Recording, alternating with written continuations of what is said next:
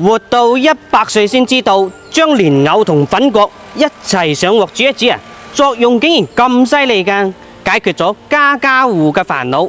嚟睇下我係點樣整啊！有粉絲朋友仔喺後台私信我，話屋企啊有老人家同小朋友，近排啊中秋節月餅雞肉啊食得特別多，問我有咩靚湯推薦。嗱，今日呢個粉葛蓮藕湯。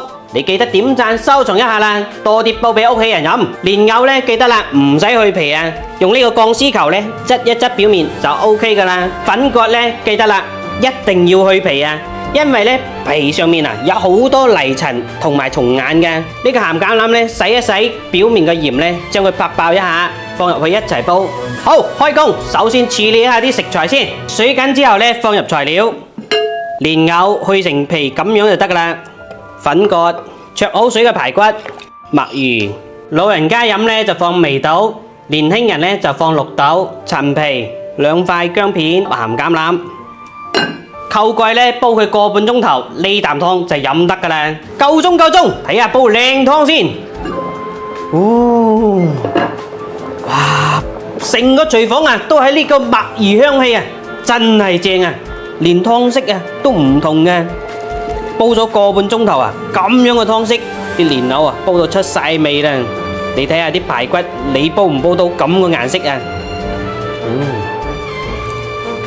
呢個鹹橄欖啊，煲啖湯唔止啊甘甘甜甜，最緊要啊成日都就啱晒啦。我用嘅呢就係呢種福建特產鹹橄欖啦，佢啊係個好嘢嚟噶，用佢嚟煲湯啊，哇生津解渴啊！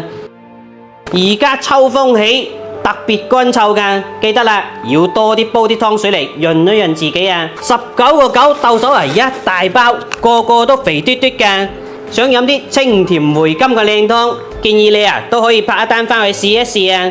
我將佢啊放咗喺視頻嘅左下角啦，我哋睇下個蓮藕粉唔粉先。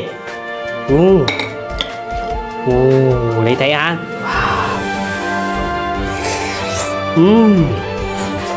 好粉啊！掂當，嚟飲翻碗先。各位靚仔靚女，拍個靚湯唔容易啊，幫手點個愛心支持一下咧，非常感謝。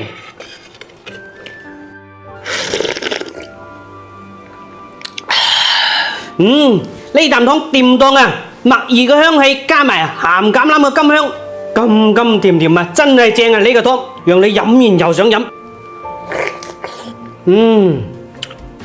粉粉糯糯啊！